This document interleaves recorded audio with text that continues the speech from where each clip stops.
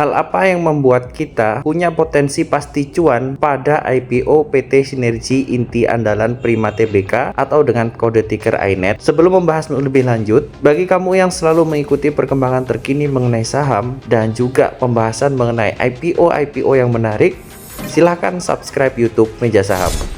PT Sinergi Inti Andalan Prima Tbk merupakan perusahaan B2B penyedia layanan infrastruktur telekomunikasi bagi lebih dari 100 penyedia layanan Internet Service Provider atau ISP. Layanan yang perseroan tawarkan antara lain adalah layanan pusat data interkoneksi, layanan kolokasi, layanan lokal loop dan lokal akses, serta layanan IP transit, di mana perusahaan ini bekerja sama dengan mitra perseroan. Selain itu, perusahaan ini layanannya juga sudah tersebar cukup luas, memiliki 14 poin yang tersebar di Indonesia dan juga Singapura. Jadi perusahaan ini jangkauannya udah sampai ke luar negeri, teman-teman. Perusahaan ini punya beberapa pelanggan besar. Dan di sini terlihat perusahaan terbesar yang menjadi langganannya adalah PT Neto Cyber Indonesia. Lalu kemudian selanjutnya itu ada PT Mora Telematika, lalu ada Jala Lintas Media dan PT Sentrin Online Prima. Kalau kita lihat di sini,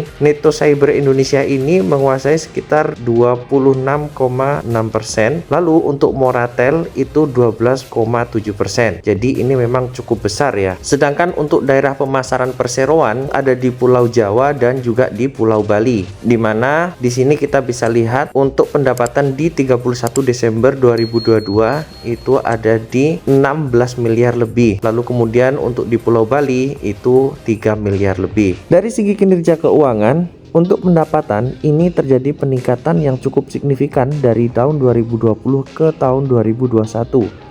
Peningkatannya itu ada di 47%. Lalu kemudian di 2021 ke 2022 itu hanya naik 0,3%. Tetapi ini kenaikannya memang masih cukup baik ya teman-teman. Meskipun untuk kenaikan dari tahun 2021 ke tahun 2022 itu tidak terlalu signifikan. Lalu kemudian untuk di bulan 3 tahun 2022 dan di bulan 3 tahun 2023 ini peningkatannya juga cukup signifikan, yaitu di 42,8%. Selanjutnya kalau kita lihat dari sisi laba rugi bersih, ini di tahun 2020 ke 2021 memang terjadi peningkatan laba bersih. Peningkatannya ini memang sangat besar, yaitu di 71,8%.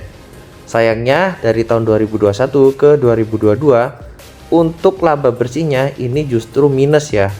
Dan minusnya itu di 16,5%. Tetapi untuk di bulan 3 tahun 2022 ke 2023 itu terjadi peningkatan untuk laba bersihnya sebesar 28,3%. Kemudian kalau kita lihat valuasi dari INET ini, potensi market cap-nya itu di 750 sampai dengan 758 miliar. Jadi untuk cap-nya ini tidak terlalu besar, mungkin akan masuk akselerasi ya. Lalu kemudian kalau kita lihat dari PBV-nya itu 3,5 kali, dan kalau untuk PE-nya ini di luar nurul ya, 504,3 sampai dengan 509,3 kali. Jadi ini untuk valuasinya memang sangat premium. Ini udah kayak beli sepeda ontel harga Mercy ya teman-teman. Jadi kalau perusahaan IPO itu memang valuasinya selalu mahal ya teman-teman. Sangat jarang sekali ada perusahaan IPO yang valuasinya itu murah. Jadi bagi kita yang hanya mencari momentum di hari pertama atau kedua IPO, tidak terlalu mempermasalahkan hal tersebut. Karena kita hanya mengejar momentum di hari pertama atau hari kedua saat IPO. Rencana dari IPO INET sendiri akan ada 1,5 miliar lembar saham yang diterbitkan dengan harga penawaran antara 100 sampai dengan 101. Biasanya ini nanti akan terbentuk di harga 100. Lalu kemudian untuk potensi pendanaan itu ada di 150 sampai dengan 151,5 miliar. Bagi yang mau ikutan, jadwal sementara untuk penawaran awal itu di 28 Juni sampai dengan 5 Juli 2023. Penawaran umum itu di 13 sampai dengan 17 Juli 2023 dan tanggal pencatatannya itu di 20 Juli 2023. Jadi masih ada waktu bagi yang ingin ikutan IPO INET ini. Untuk alokasi dana IPO sendiri itu sekitar 90 miliar untuk setoran modal kepada entitas anak yakni PT Pusat Fiber Indonesia untuk CAPEX. Selain itu akan digunakan juga untuk modal kerja sebesar 30 miliar. Kemudian sisanya 30 miliar untuk setoran modal kepada entitas anak yakni PT Data Prima Solusindo untuk modal kerja dan sisanya untuk modal kerja perseroan. Di sini memang tidak ada keterangan untuk bayar hutang, tapi kebanyakan di sini untuk modal kerja.